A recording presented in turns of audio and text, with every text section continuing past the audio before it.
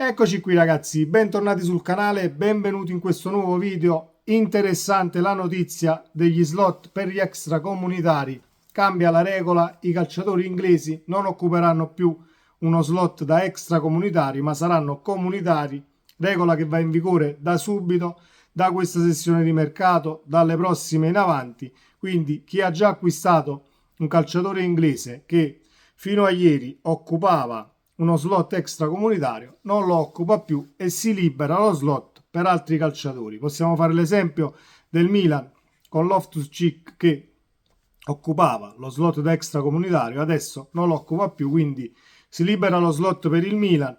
Lo stesso Napoli, per esempio, che voleva prendere Kilman o era Kilman nel mirino per il dopo Kim, facendo un rapporto tra slot extracomunitari, così come lo era Kim e così come poteva esserlo Kilman, non lo è più.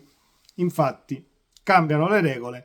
Forse è stato anche ascoltato un tantino, è stata ascoltata un tantino la conferenza stampa del Napoli quando abbiamo presentato il nostro direttore sportivo. Nell'ultima domanda per chi seguì la conferenza ci fu una domanda fatta al nostro direttore sportivo che diceva perché la Serie A va a guardare più calciatori all'est europeo e non al Sud America, e De Laurentiis si alzò rispondendo lui dicendo: chiedetelo alla legge Bossi-Fini eccetera eccetera, perché comunque gli slot extracomunitari in Italia sono solo due, quindi non puoi prendere più di due calciatori dal Sud America o extracomunitari.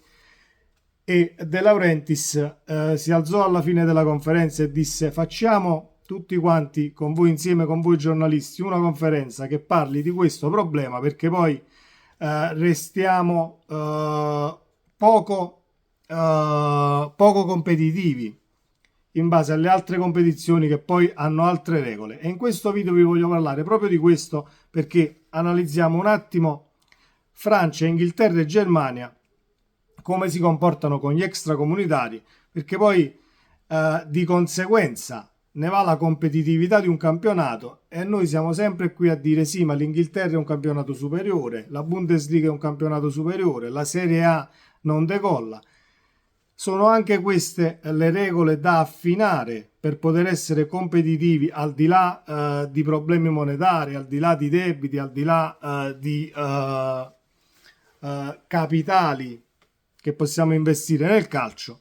Andiamo a vedere cosa succede in Francia, in Inghilterra e in Bundesliga per quanto riguarda gli extracomunitari. Ce li ho qui, se riusciamo a prenderli, se riusciamo a prendere come funziona, eccoli qui. Allora, in Francia c'è un limite massimo di 4 extracomunitari per squadra, 2 schierabili ovviamente contemporaneamente a partita, così come nella Serie B francese, e solo nella Serie C c'è un limite di 2 extracomunitari. Ricordiamo che in Italia il limite è sempre stato 2 calciatori extracomunitari, quindi rimaniamo indietro già di 2 nei confronti della Francia.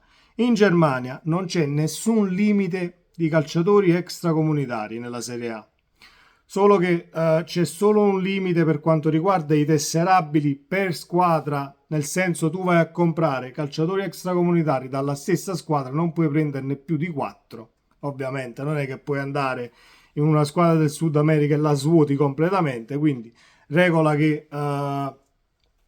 questa che approvo, però in Germania non c'è nessun limite di calciatori extracomunitari, così come in Inghilterra non c'è nessun limite di calciatori extracomunitari, ammesso però che abbiano un permesso di lavoro in regola.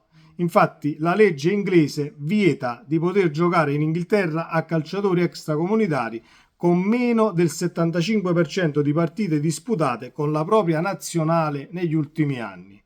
Quindi ovviamente l'Inghilterra va a prendere calciatori extracomunitari che sono già pallini e fondamenti delle proprie nazionali, avendo giocato più del 75% di partite con la propria nazionale.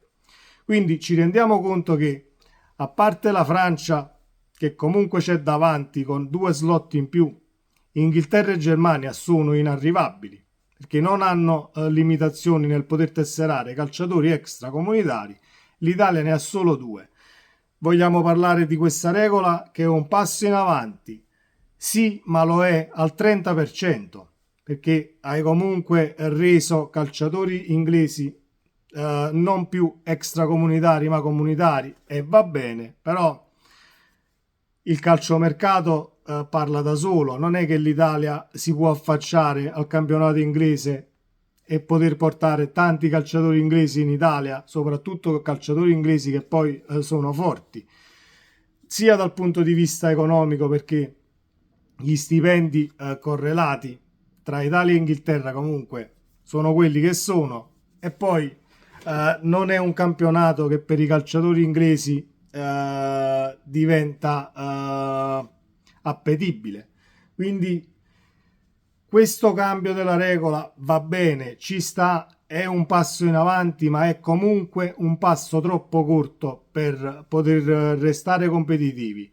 C'è una notizia che ho letto, credo un mese fa, per esempio, il Bayern Monaco quest'anno ha investito 45 milioni di euro in infrastrutture in Uruguay, quindi ha preso società calcistiche in Uruguay che ovviamente versano in condizioni economiche non molto rosee, ed ha investito 45 milioni di euro in infrastrutture in quelle società per avere poi la precedenza nell'acquistare calciatori che vengono da lì, avendo poi comunque degli sconti ovviamente sui cartellini, eccetera eccetera. Però l'Italia da questo punto di vista nemmeno si può muovere, perché non è che io vado a investire in un Sud America e poi ho solo 2 slot disponibili, mi posso prendere un uruguaiano e un messicano per esempio, e poi non posso prendere più nessuno.